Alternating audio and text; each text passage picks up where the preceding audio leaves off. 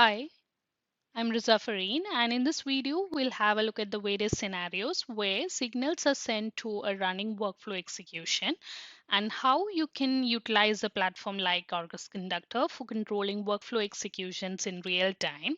So initially, we need to run the workflow. So it can be done in mainly two ways, that is using the APIs or using the Conductor UI.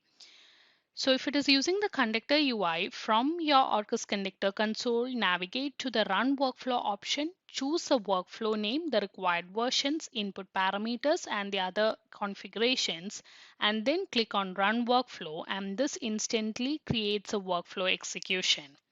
Now let's see how you can do this using the APIs. So here we'll utilize the Swagger. So initially you need to authorize it with your token. So from your profile, copy the token and let's authorize it initially. Next, we need to find the API for running the workflow. So this is the API. So let's try it out, and you need to provide the workflow name. So this is a workflow name, and let's execute it. Yes, so it is successful, and if you check the workflow executions page, you can see that it has been initiated. That is, if you check the workflow ID, you can see that it has been initiated using the API method. Now let's see how you can pause your running workflow using the two different methods. So I have two instances of workflow that is running. So let's pause this using the API method.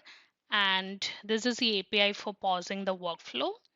And you need to provide the workflow ID. So let's copy the workflow ID. So it's successful, and when you check the execution and refresh it, you can see that the workflow has been paused using the API method. Now, if you need to pause your workflow using the UI method, you need to navigate to Actions and click Pause. So this instantly pauses your workflow.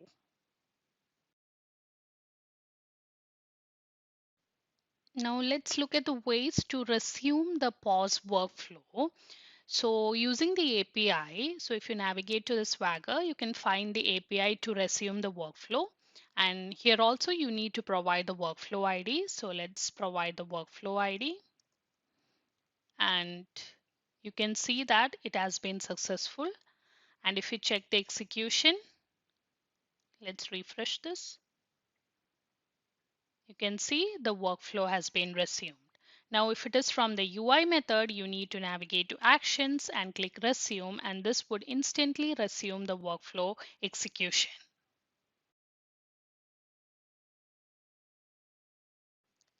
Let's see the situation where you need to manually update the task status.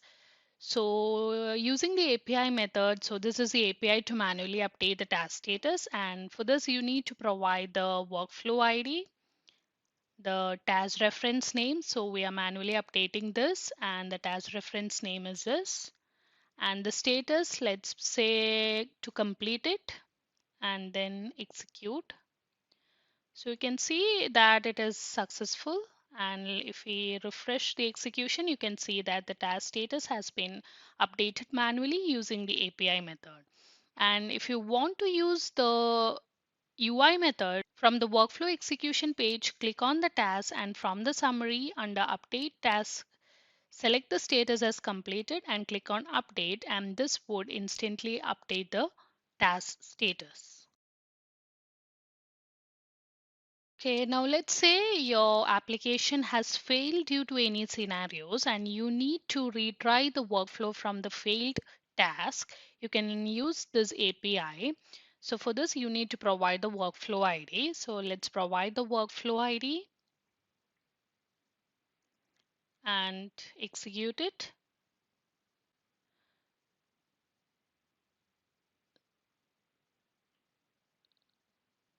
So you can see that the workflow has been retried from the failed task.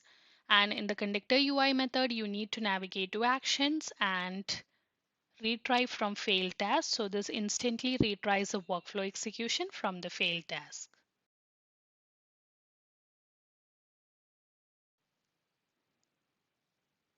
Let's say that you need to skip a task from workflow execution. That is, for example, in the e-commerce app scenario, consider that you are gifting your customer with a digital reward card. And in such cases, the shipping task is not required as these details can be included in the notification email sent during the final step. So in such situations, you can skip the shipping task from the execution. And this is the API to skip a given task from a running workflow.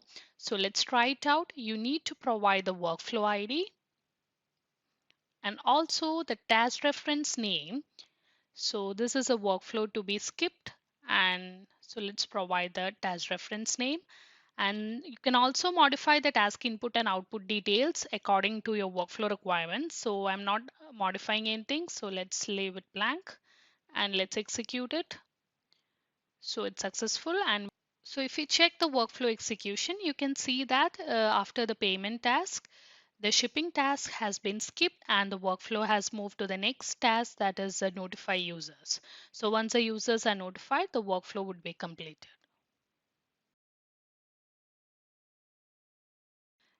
In certain situations, you need to terminate the running workflow, that is, in scenarios where a clearance sale unexpectedly attracts a massive surge of users and traffic.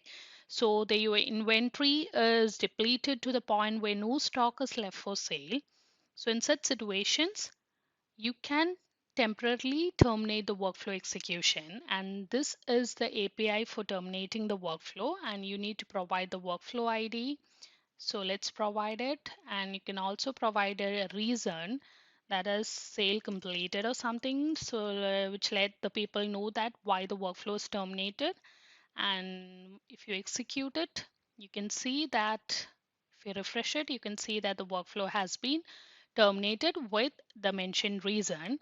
And using the UI method, you can navigate to actions and then terminate the workflow. So this instantly stops a workflow. So these are the various methods through which you can send signals to control your live workflow executions. Thank you.